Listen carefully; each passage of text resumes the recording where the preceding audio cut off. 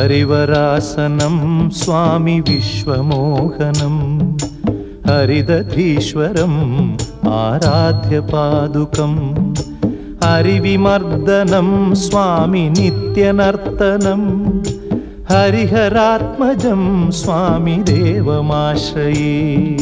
शरणमय्यप्पा स्वामी शरणमय्यप्पा शरणमय्यप्पा स्वामी शरणमय्यप्पा।